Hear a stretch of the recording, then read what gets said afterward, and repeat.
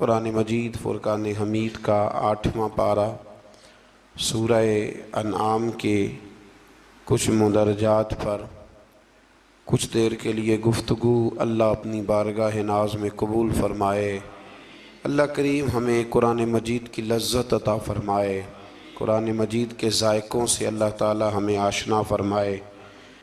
کفار جو تھے وہ رسول اللہ صلی اللہ علیہ وسلم سے طرح طرح کے مطالبات کرتے تھے کہ ہم اس وقت ایمان لائیں گے جب فرشتے ہمارے پاس اتر کے آئیں گے، یا برزخ اور آخرت کے بارے میں جو باتیں آپ ہمیں بتاتے ہیں وہ ہمارے لوگ کہا کرتے تھے کہ لوگ مر جائیں، مر کے زندہ ہوں، ہمیں آ کے بتائیں گے تو پھر ہم وہ باتیں مان لیں گے اور آپ کے دعووں کی تصدیق کریں گے۔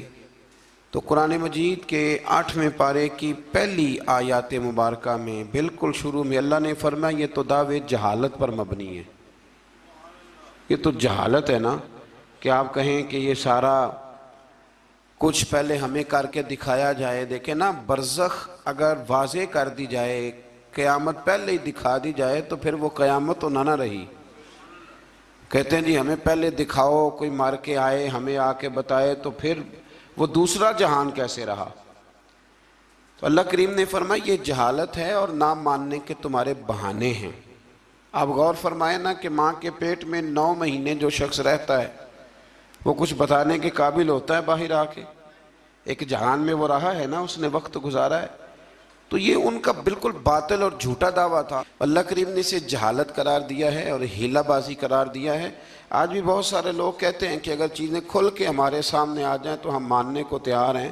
تو بھئی جب کھل کے آ جاتی ہیں نا چیزیں تو پھر عذاب بھی ساتھ آتا ہے، پھر کوئی اگر نہیں مانتا تو اسے سزا بھی فوراً ملتی ہے۔ اللہ سمجھنے کی توفیق دے۔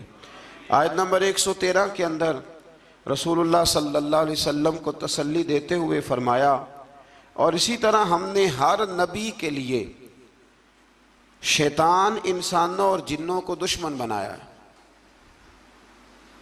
شیطان انسان، یہ قرآن مجید نے جملے استعمال فرمایا ہر نبی کے لیے اسی طرح ہم نے شیطان انسانوں اور جنوں کو دشمن بنایا ہے، جو لوگوں کو دھوکے میں ڈالنے کے لیے ایک دوسرے کو خوشنما باتیں، اچھی اچھی باتیں القاء کرتے ہیں، ذہنوں اور دلوں میں اچھی اچھی باتیں چھوڑتے ہیں، اچھی اچھی باتیں، حالانکہ ہوتے وہ دشمن ہیں، ہوتے وہ شیطان ہیں۔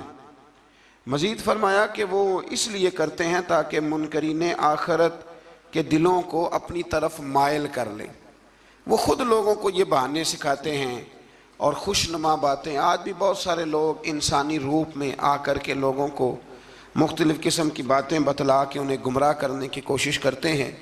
ہمیں یہ سمجھ لینا چاہیے کہ بات انسان کی نہیں دیکھنی، سامنے والا کیا کہہ رہا ہے یہ نہیں ہم نے دیکھنا، ہم نے تو یہ دیکھنا ہے کہ رب کیا فرماتا ہے اور اللہ کے رسول کیا فرماتے ہیں۔ اللہ رسول کے فرمان کی روشنی میں جو شخص بات کرے گا اس کی بات کو قبول کیا جائے گا۔ آیت نمبر 118 سے لے کر 119 میں فرمایا کہ جس حلال جانور پر ذبح کے وقت اللہ کا نام نہ لیا جائے اسے نہ کھاؤ، اور جس پر نام لے لیا جائے اسے کھا لو۔ اور فرمایا کہ یہ جو حرام جانور ہے ان کی تفصیل ہم نے کھول کے بیان کر دی ہے، یہ تمہارے لیے جائز نہیں ہے۔ ہاں، حالت اضطراری میں ایسی حالت آ جائے کہ اب مر جاؤ گے بغیر مردار کھائے تو اب تمہارے لیے وہ کھانا جائز ہو جائے گا۔ یہ جو مردار اور حرام ہوتا ہے یہ صرف اس وقت جائز ہوتا ہے جب بندہ مر رہا ہو، لیکن انسان بالکل تندرست ہو اور بالکل وہ ٹھیک ٹھاک ہو پھر بھی حرام کھائے تو یہ اس کے لیے درست نہیں ہے۔ یہ تو مرنے لگے کچھ نہ ملے تو تب اس کے لیے جائز ہے۔ پھر اللہ تبارک و تعالیٰ نے ارشاد فرمایا کہ جو ظاہری گناہ ہیں وہ بھی چھوڑ دو، اور جو تمہارے باطن کے عیب ہیں نا، اندر کے چھپے جن کا کسی کو پتہ نہیں، وہ بھی چھوڑ دو۔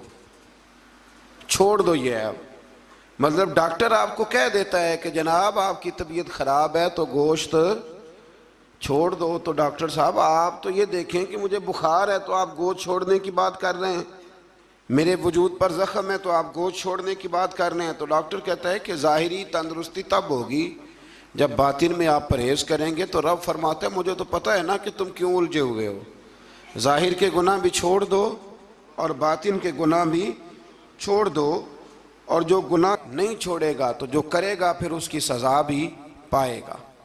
آیت نمبر 123 میں فرمایا کہ وہ شخص جو گمراہی کے بعد ہدایت پا گیا اور قرآن کی ہدایت کی روشنی میں آگے بڑھ رہا ہے، اور وہ جو مسلسل گمراہی میں ہے، یہ دونوں برابر نہیں ہو سکتے۔ ایک جو ہدایت کے راستے پہ چل رہا ہے اور جو گمراہی کے راستے پہ چل رہا ہے، یہ دونوں برابر ہو سکتے، ان میں بڑا فرق ہے۔ آیت نمبر 124 میں اللہ تبارک و تعالیٰ نے ارشاد فرمایا کہ اسی طرح ہم نے ہر بستی میں اس کے مجرموں کو سردار بنایا ہے، اور وہ وہاں فریب کاری کریں اور ان کے دجل و فریب کا وبال انہی پر پڑے۔ انوکھی بات ہے ذرا۔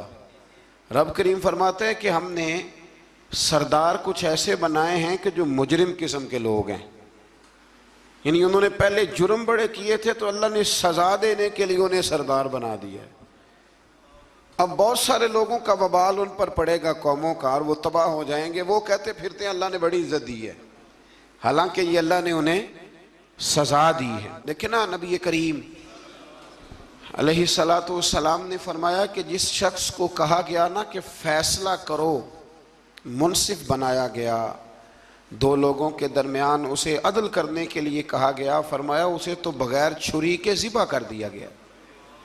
کوئی آسان کام ہے فیصلے کرنا، عدل کرنا، لیکن یہاں بڑا شوق ہے، آپ کسی کو بھی اٹھ کے کہیں تجھے سیاست میں داخل کرائیں، ہر تیسرے آدمی کو، تو سب تیار ہیں، بالکل تیار بیٹھے ہیں، کسی کو کسی جگہ بھی آپ الیکشن میں اتار سکتے ہیں، ریڈی ہیں لوگ۔ لیکن فرمایا کہ مجرموں کو بعض جگہ پہ ہم نے سردار بنایا تاکہ ان پر بہت ساری چیزوں کا وبال۔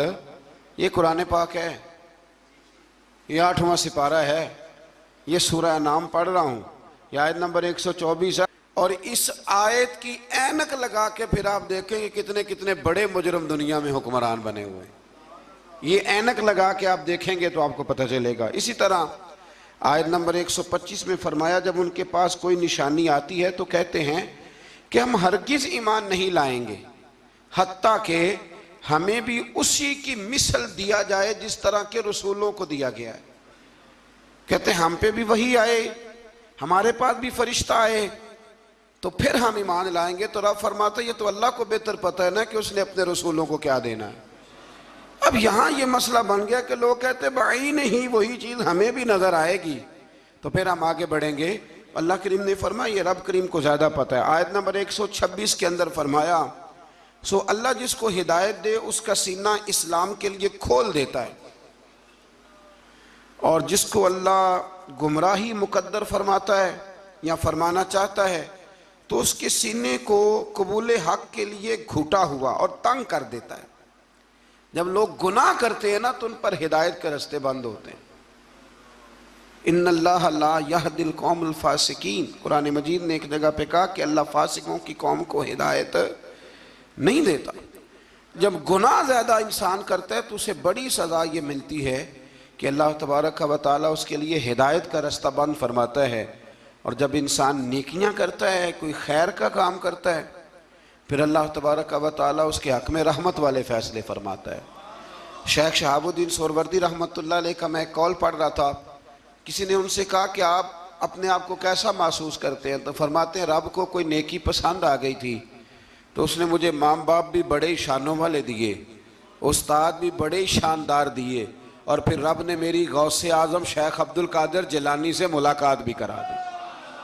تو جب آپ کو نیکی کرتے ہیں تو پھر اللہ آپ کو اچھے اچھے رستے ہدایت کے عطا کرتا ہے۔ آیت نمبر 130 میں فرمایا اسی طرح بعض ظالموں پر بعض کو مسلط کر دیتے ہیں کیونکہ وہ معصیت کے کام کرتے ہیں۔